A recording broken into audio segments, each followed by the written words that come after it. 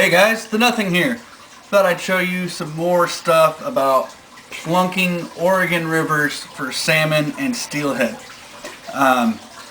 In this instance, we're going to be focusing mostly on Spin-n-Glos, and I'll get into plugs a little bit as well.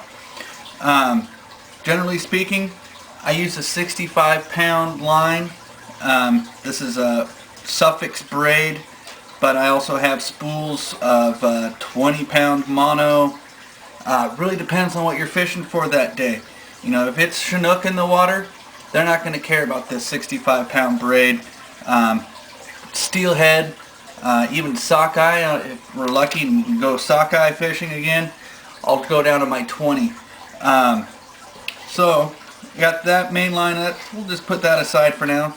Splitters. I find these are really useful in preventing line tanglement.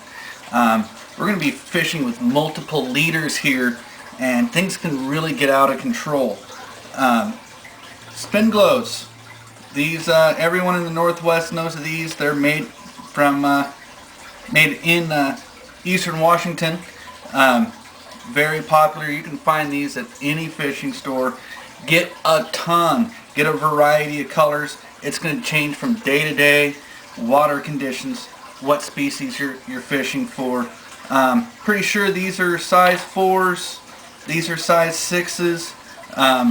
Sometimes you want to go smaller, down to size 8s for sockeye. I find 6s and 4s work great for steelhead. 4s and 2s for coho and chinook. Now, your basic setup, you're going to need a good amount of weight. I usually use 8 ounces. Usually don't go any lower than 6 ounces. Again, that's going to depend on how many liters I'm going to run, if I'm going to run a plug or not, how fast the water's moving, that type of thing. Now the basic setup, and I've posted this as a picture over on the Oregon fishing forums to make it real easy, but I figured let's delve into this a bit more. So what I like to do is I'll put my splitter right there onto my main line. I use a snap swivel for that. I take my lead. I've got a little duo snap lock on there. Put that at the bottom of the splitter, like so. And then I'll take my Spin-n-Glos, which I've already got. I keep tons of them, just always spooled up, ready to go. I've got multiple of those.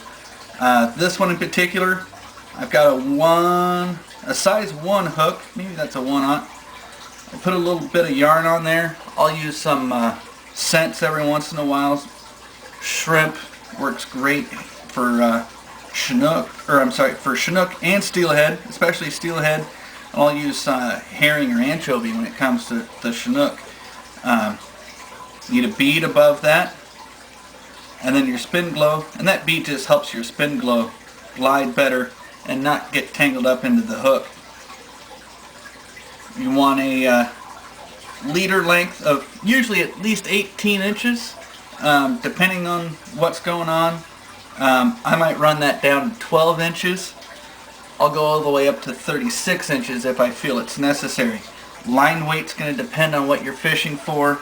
You know, it might be 8 to 12 pound test for sockeye and steelhead. You can go all the way up to 20 to 40 for some of the bigger fish. I snap that on to the other part, and that's the basic setup. You can just go out and fish just like that now. It's real simple. But now, you know, this is Oregon. Here in the Northwest, we can use upwards of 3 hooks.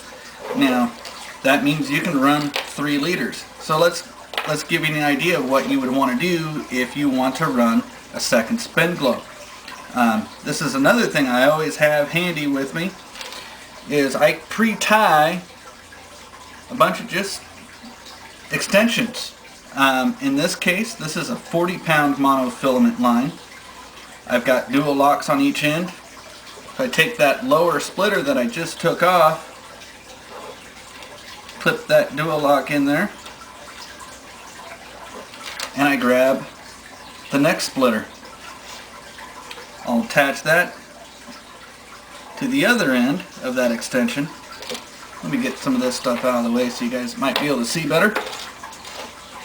And then I'll take another Spin-n-Glo, attach that up here to this splitter, and then reattach the upper splitter to my main line again.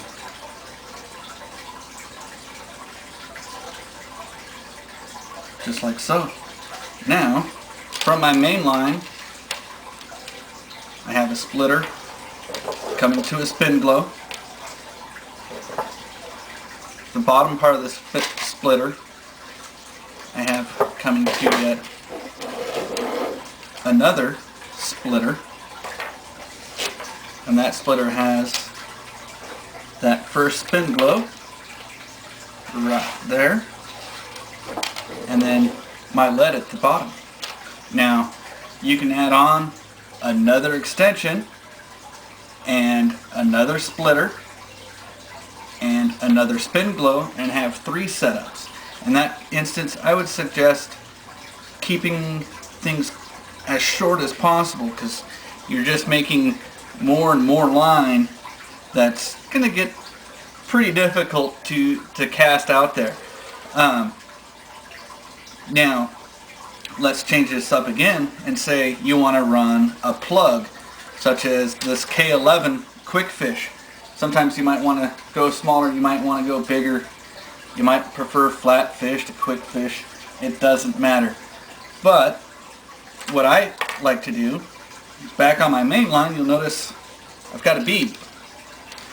What I'll do is attach yet well, let's back up a little bit. I got the bead there.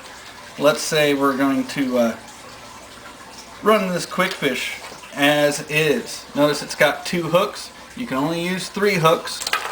I've got one down here at the bottom, so I'm going to have to remove this upper splitter.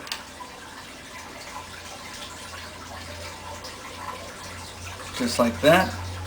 That one goes away. Then I'll keep that extension